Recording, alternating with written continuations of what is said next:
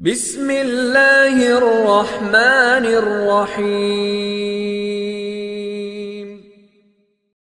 আলহামদুলিল্লাহ আলহামদুলিল্লাহি কাফা সালামুন ইবাদিহি আল্লাযীনা ইসতাফা আম্মা বাদ আউযু বিল্লাহি মিনাশ শাইতানির রাজীম বিসমিল্লাহির রহমানির রহিম লা ইয়াস্তাউই আসহাবুন নারি ওয়া আসহাবুল জান্নাহ আসহাবুল জান্নাতি হুমুল ফাইজুন ওয়া ক্বালা তাআলা ফি কালামিহিল মাজিদ ওয়াল ফুরকানিহিল হামিদ। সম্মানিত দিনদরদি মুসলমান ভাইয়েরা, সকলের প্রতি নাইস ইসলামিক টিভির পক্ষ থেকে সালাম ও অভিনন্দন। আসসালামু আলাইকুম রহমতুল্লাহি ওয়াবারাকাতুহু। সম্মানিত দর্শক মণ্ডলী, আপনাদের উদ্দেশ্যে আজকে আমরা যে টপিক নিয়ে আলোচনা করব, আলোচনার মূল বিষয়টি হল জান্নাতি লোকের গুণাবলী নিয়ে আমরা আলোচনা করব। জান্নাতি লোকের গুণাবলী যে 14টি, সেই বিষয় নিয়ে আজকে আলোচনা করব। যেমন আল্লাহ রাব্বুল আলামিন মহাগ্রন্থ আল কোরআনে সূরাতুল হাশরের ভিতর তিনি উল্লেখিত করেছেন যে লা ইয়াস্তাউইয়া আসহাবুন নারি ওয়া আসহাবুল জান্নাহ, যারা জান্নাতি আর যারা জাহান্নামী তারা পরস্পর কখনো সমান হতে পারে না। আসহাবুল জান্নাতি হুমুল ফাইজুন, যারা জান্নাতি তারাই হবে সফলকাম। সুতরাং একজন মুমিন লোকের তার জীবনটা সাকসেস হবে তখন যখন কিয়ামতের সেই কঠিন মুসিবতের দিনে আল্লাহ রাব্বুল আলামিন তার বান্দাকে ডেকে বলবে, হে আমার গোলাম, ফাদখুলি ফি ইবাদি ওয়াদখুলি জান্নাতি, দুনিয়াতে তুমি আমার দাসত্ব এবং গোলামের জীবনযাপন করেছ, তোমার আমল দেখে, তোমার ইবাদত দেখে আমি আল্লাহ রাব্বুল আলামিন তোমার প্রতি খুশি হয়ে গিয়েছি, এখন তুমি আমার নিয়ামত ভরা জান্নাতে প্রবেশ করো। এই কথা যখন আল্লাহ রাব্বুল আলামিনের মুখ থেকে ঘোষণা আসবে, তখনই এই মুমিন লোকটার জীবনটা তখনই সার্থক হবে বা সাকসেস হবে। এই ব্যক্তির মতো সৌভাগ্যবান ব্যক্তি আসমানের নিচে আর জমিনের উপরে দ্বিতীয় আর কেউ হতে পারে না। সুতরাং আমাদেরকেও আল্লাহ রাব্বুল আলামিনের নিকট সাহায্য কামনা করতে হবে এবং ইসলাম মেনে উদুখুলু ফিস সিলমি কাফা, পরিপূর্ণ ইসলাম মেনে জীবনকে পরিচালনা যদি করতে পারি, আল্লাহর প্রত্যেকটি হুকুম সুন্দরভাবে মানা এবং আল্লাহ তাআলা যে কাজে অসন্তুষ্ট সেই কাজগুলো বর্জন করা এবং নিজের জীবনকে পরিচালনা করতে হবে নবী মুহাম্মদ রাসূলুল্লাহ সাল্লাল্লাহু আলাইহি ওয়াসাল্লামের আদর্শ মাফিক, তাহলে আশা করা যায় যে আল্লাহ রাব্বুল আলামিন তার জাহান্নামের কঠিন আযাব থেকে আমাদেরকে মুক্তি দেবে, পরিত্রাণ দেবে, বাঁচাবে এবং কিয়ামতের ময়দানে আল্লাহ তাআলা আমাদের প্রতি খুশি হবে এবং আল্লাহ রসুলের সুপারিশের মাধ্যমে আমাদের জান্নাত আল্লাহ তাআলা নসিব করবে। এই কামনা আমাদের সকলেরই অন্তরে জাগ্রত সর্ব অবস্থায় থাকায় একজন মুমিন লোকের অন্যতম বৈশিষ্ট্য। সম্মানিত দর্শক মণ্ডলী, তাহলে জান্নাতি লোকের যে গুণাবলী সম্পর্কে আমি আলোচনা করতেছি, এই মুমিন লোকের গুণাবলী হলো মোট 14টি। এই 14টি গুণ যাদের ভিতরে আছে, আপনি নিঃসন্দেহে বলতে পারবেন যে ইনি আল্লাহর একজন ওলি বা ইনি একজন আল্লাহর জান্নাতি ব্যক্তি। এই গুণাবলী মোট যে 14টি আছে, এই 14টি গুণাবলী আমাদের সবার ভিতরে, বিশেষ করে আমার যে আলোচনা আপনারা শুনছেন, আমাদের সবার ভিতরে এই 14টি গুণাবলী অর্জন করার জন্য আমরা সর্বাত্মকভাবে চেষ্টা করব। আল্লাহ তাআলা আমাদের সকলকে কবুল করুক, আমিন। 1 নম্বর গুণাবলী হলো বিনয় এবং নম্র হতে হবে। বিনয় এবং নম্র ব্যক্তিকে আল্লাহ রাব্বুল আলামিন অত্যন্ত ভালোবাসে এবং পছন্দ করে। 2 নম্বরে যে গুণাবলীটি আমাদের অর্জন করতে হবে সেটা হচ্ছে এই যে আল্লাহর ভয়ে সকল প্রকার গুনাহ এবং পাপের কাজ আমাদের ছেড়ে দিতে হবে। কলিজার ভিতরে পৃথিবীর কোনো ব্যক্তির ভয় থাকবে না, ভয় থাকবে আল্লাহ রাব্বুল আলামিনের ভয়। গোপনে এবং প্রকাশ্যে সকল অবস্থায় আল্লাহ রাব্বুল আলামিনকে ভয় করতে হবে এবং আল্লাহ রাব্বুল আলামিনের বিধান মাফিক নিজের জীবনটা পরিচালনা করতে হবে। 3 নম্বর গুণ যেটা আমাদের অর্জন করতে হবে সেটা হলো এই যে রাত জেগে আল্লাহ রাব্বুল আলামিনের ইবাদত করা, তাহাজ্জুদের সালাত আদায় করা, রাতের শেষ অংশে কোরআন তেলাওয়াত করা, জিকির করা এবং কেঁদে কেঁদে চোখের পানি ফেলে আল্লাহ রাব্বুল আলামিনের নিকট মাগফিরাত কামনা করা, ক্ষমা চাওয়া। কারণ আমরা সবাই গুনাহগার, এমন কোনো গুনাহ নাই, এমন কোনো পাপ নাই যা আমরা করি নাই। এই জন্য মহান রাব্বুল আলামিনের নিকট চোখের পানি ফেলে আল্লাহর কাছে মাগফিরাত কামনা করা।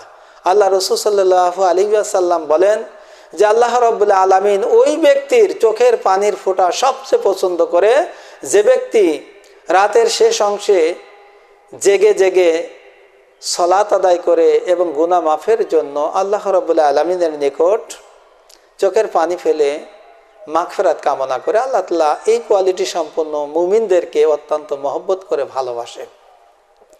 4 নম্বর যে গুণটি আমাদের অর্জন করতে হবে সেই গুণটি হলো এই যে যারা ভিক্ষুক, যারা অভাবী এবং যারা গরিব, অসহায়, দুস্থ মানুষ যারা আমাদের সমাজে আছে তাদেরকে দান করতে হবে। কেননা দান এত গুরুত্বপূর্ণ একটা ইবাদত যে দানটা করলে আল্লাহ রাব্বুল আলামিন স্বয়ং খুশি হয়ে যায়। আল্লাহ রাসূল সাল্লাল্লাহু আলাইহি ওয়াসাল্লাম বলেন যে কিয়ামতের সেই কঠিন মুসিবতের দিনে যখন মানুষ জাহান্নামী হবে, তখন জাহান্নামী রক্ষী ফেরেশতারা জাহান্নামীদেরকে জিজ্ঞেস করবে যে তোমরা কোন অপরাধে, কোন কারণে আজকে তোমরা জাহান্নামী হলে। তখন জাহান্নামীরা উত্তর দেবে দুইটা, যে আমরা সালাত আদায় করতাম না, অর্থাৎ নামাজ পড়তাম না, আর আমরা গরিব, মিসকিন, অসহায়, দুস্থ মানবতাকে আমরা আর্থিকভাবে তাদেরকে দান করতাম না বা সাহায্য সহযোগিতা করতাম না। আমরা যদি এই দুইটা কাজ যদি রীতিমতো করতাম তাহলে আজকে আমরা এই জাহান্নামের অগ্নিদগ্ধ আগুনে আমরা প্রজ্বলিত হতাম না বা এই শাস্তি আমরা উপভোগ করতাম না। সুতরাং আল্লাহর সন্তুষ্টির উদ্দেশ্যে আমাদের গরিব মিসকিনকে বেশি বেশি করে দান করতে হবে। 6 নম্বর যে গুণাবলী সেটা হলো কি, যে আমাদের ধৈর্য ধারণ করতে হবে, অর্থাৎ আমাদের ধৈর্যশীল হতে হবে। আল্লাহ রাব্বুল আলামিন তিনি বলেন যে যারা ধৈর্য ধারণ করে, যারা হকের পথে ধৈর্য ধারণ করে, হকের পথে অবিচল থাকে, বিপদ আপদ দুঃখ কষ্ট যাই আসুক না কেন, তারা আমি আল্লাহর প্রতি সবুর করে ধৈর্য ধারণ করে এবং হকের পথে টিকে থাকে। আল্লাহ তাআলা বলেন যে ইন্নাল্লাহা মাআস সাবিরিন, নিশ্চয় আমি আল্লাহ তাআলা এই সকল কোয়ালিটি সম্পন্ন ধৈর্যশীলদের সাথেই আছি। আর আল্লাহ তাআলা যদি কোনো ধৈর্যশীলদের সাথে থাকে তার জন্য কোনো ভয় নাই, দুশ্চিন্তার কোনো কারণ নাই। আল্লাহ তাআলা তাদেরকে বিনা হিসাবে জান্নাতুল ফেরদাউস নসিব করে দেবে। সুবহানাল্লাহ। এই জন্য আমরা ধৈর্যশীল হতে হবে। 7 নম্বর যে গুণটি আমাদের অর্জন করতে হবে সেটা হলো যে আমাদের সত্যবাদী, অর্থাৎ সত্য কথা বলতে হবে। সত্যবাদী ব্যক্তিকে আল্লাহ তাআলা পছন্দ করে। আমাদের সত্যের পথে থাকতে হবে, সত্যকে আমাদের গ্রহণ করতে হবে। আর সত্যের পথই হলো ইসলামের পথ, সত্যের পথই হলো কোরআনের পথ, সত্যের পথই হলো বিশ্বনবী মুহাম্মদুর রাসূলুল্লাহ সাল্লাল্লাহু আলাইহি ওয়াসাল্লামের পথ। এই জন্য আমাদের সত্য কথা বলতে হবে, সত্যের পথে থাকতে হবে, সত্য সাক্ষ্য দিতে হবে, মিথ্যার কোনো আশ্রয় নেওয়া যাবে না। 8 নম্বর যে গুণাবলী আমাদের অর্জন করতে হবে সেটা হলো এই যে আল্লাহর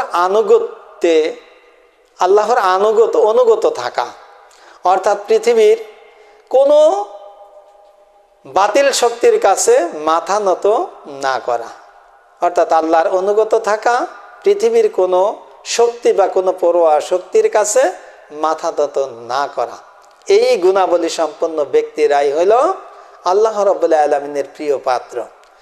10 নম্বর, বিশেষ করে 9 নম্বর গুণ আমাদের যেটা অর্জন করতে হবে সেটা হলো এই, সুখে এবং দুঃখে, সুদিনে এবং দুর্দিনে সকল অবস্থায় আমাদের আল্লাহর পথে আমাদের দান করতে হবে।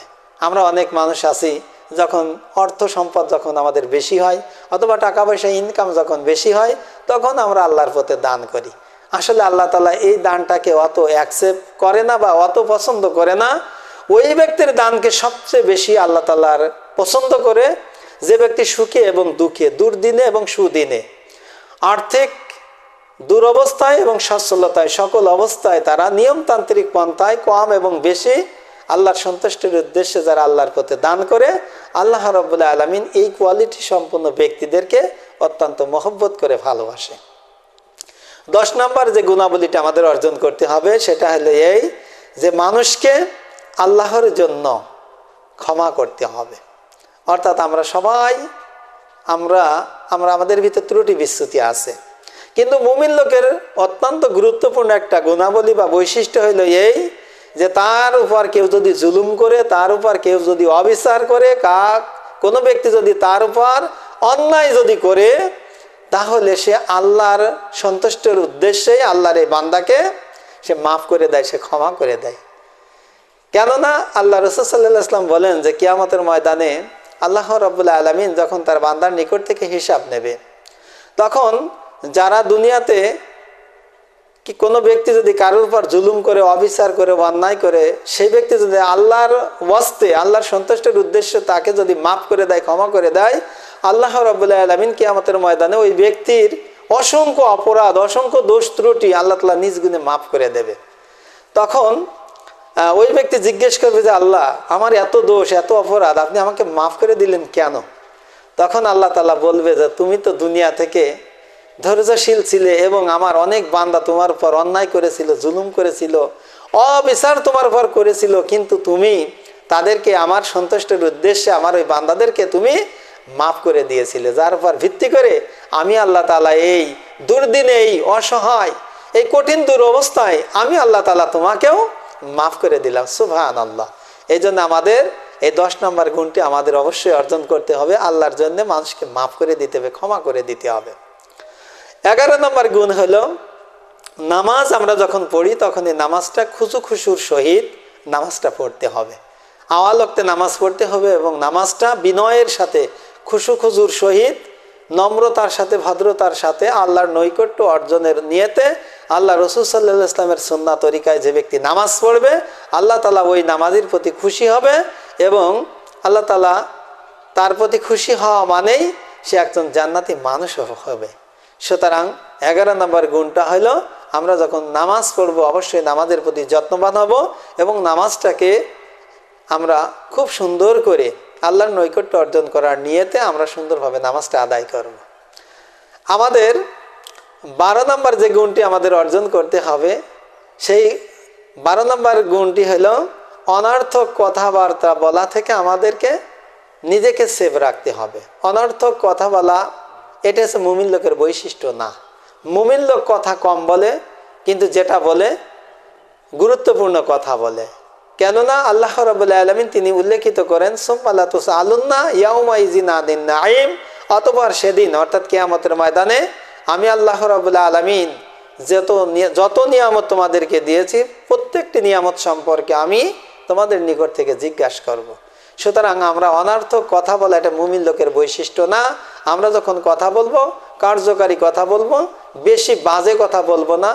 আমরা অনর্থক কথাবার্তা বলা থেকে নিজেকে সেফ রাখার জন্য চেষ্টা করব। 13 নম্বর গুণটি হলো আমাদের লজ্জা স্থানের হেফাজত করতে হবে। লজ্জা স্থানের হেফাজত করা এটা মুমিন লোকের অন্যতম বৈশিষ্ট্য।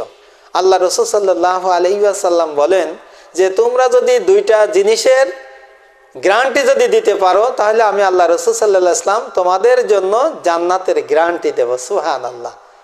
সেই 2টা জিনিস হলো যে তোমার জিহ্বাকে তুমি যদি সংরক্ষণ করতে পারো, অর্থাৎ সংযত যদি রাখতে পারো, অর্থাৎ একজন ব্যক্তি যদি তার জিহ্বাকে কন্ট্রোল করে, জিহ্বাটাকে যদি আল্লাহর জিকিরে যদি মশগুল রাখে এবং জিহ্বা দিয়ে যদি অনর্থক কথাবার্তা যদি না বলে, জিহ্বা দিয়ে যদি গালিগালাজ ফায়সা কথা যদি না বলে, জিহ্বা দিয়ে যদি মিথ্যা কথা বা মিথ্যা সাক্ষ্য যদি না দেয়, এই জিহ্বাটাকে যে ব্যক্তি কন্ট্রোল করবে এই ব্যক্তি।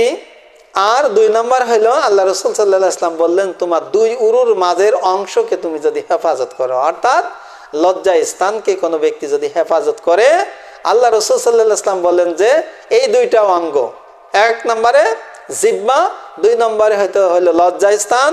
আল্লাহ নবী বলেন যে এই 2টা অঙ্গকে যদি তোমরা নিয়ন্ত্রণ করতে পারো, হেফাজত যদি করতে পারো, তাহলে আমি আল্লাহ রাসূল সাল্লাল্লাহু আলাইহি ওয়াসাল্লাম তোমাদের জান্নাতের গ্যারান্টি দিচ্ছি বলে। সুবহানাল্লাহ।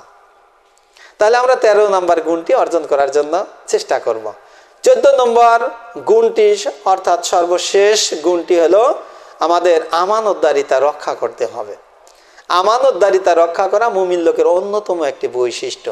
আল্লাহ রাসূল সাল্লাল্লাহু আলাইহি ওয়াসাল্লাম বলেন যে যার ভিতর আমানতদারিতা নাই তার ঈমান নাই। সুতরাং ইমানের অন্যতম একটি শাখা, অন্যতম একটি বৈশিষ্ট্য হলো আমানতের কোনো প্রকার খেয়ানত করা যাবে না।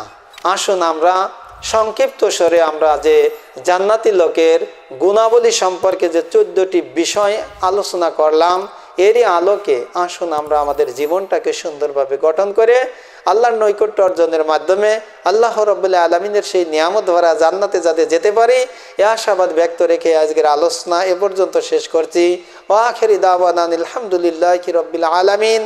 আসসালামু আলাইকুম ওয়া রাহমাতুল্লাহি ওয়া বারাকাতুহু।